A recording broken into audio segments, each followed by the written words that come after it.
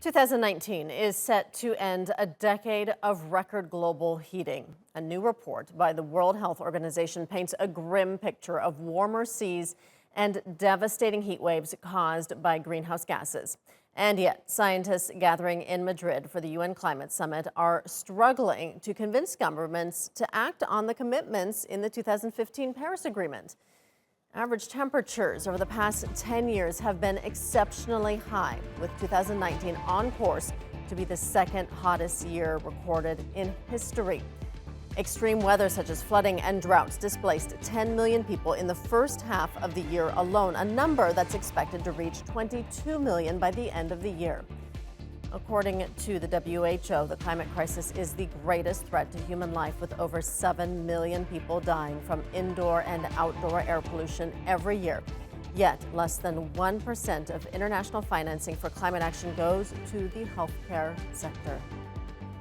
The price of this climate crisis is paid more than anything else by our health. And this is something that we want the communities and the people who will participate in at COP, the governments, and those who are making big commitments to understand that health is now paying the price of this climate crisis. Why is health paying the price? Because our lungs, our brains, our cardiovascular system is very much suffering from the causes of climate change, which are overlapping very much with the causes of air pollution. One of the effects of global heating is more frequent and stronger storms. One such storm is tearing through the Philippines.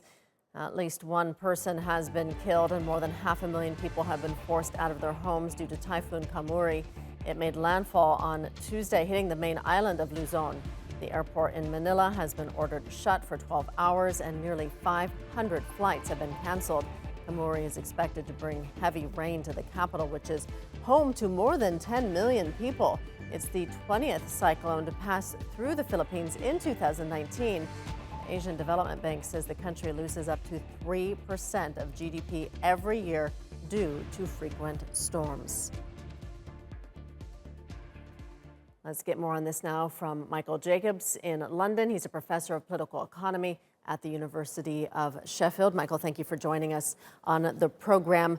10 million people displaced in the first half of this year alone. That number is expected to more than double by the end of the year. What are the economic implications that we're looking at here because of the effects of what we're already seeing from climate change?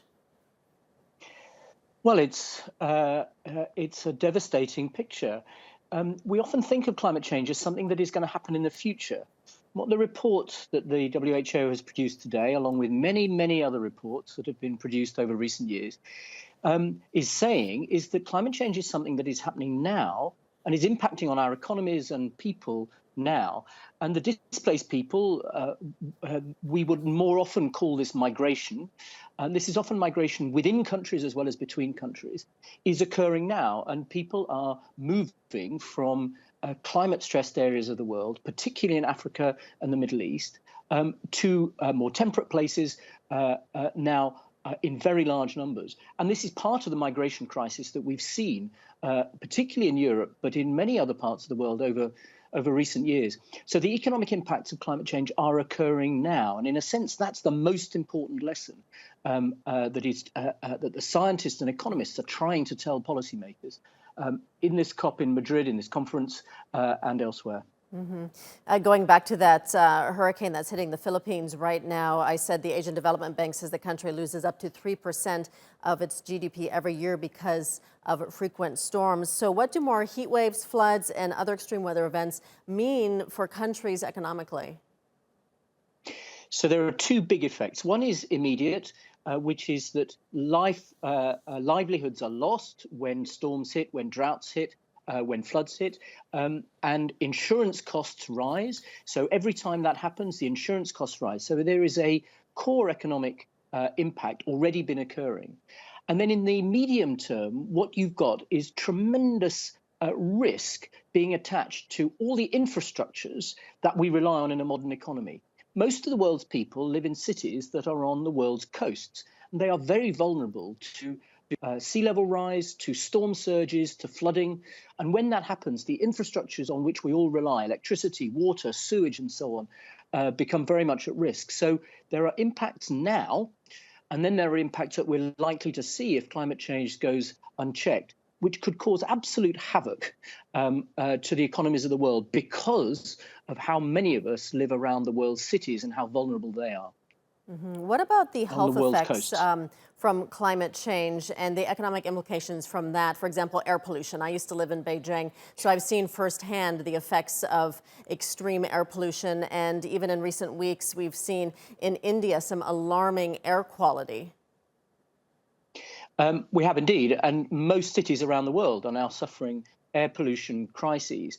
The link to climate change is through the sources of these. So air pollution is not in itself a cause of climate change. They are both caused by the use of fossil fuels. Your pictures there show carbon spewing out of power stations. Many of those power stations around the world are very close to cities, so you get the impacts on air pollution from those.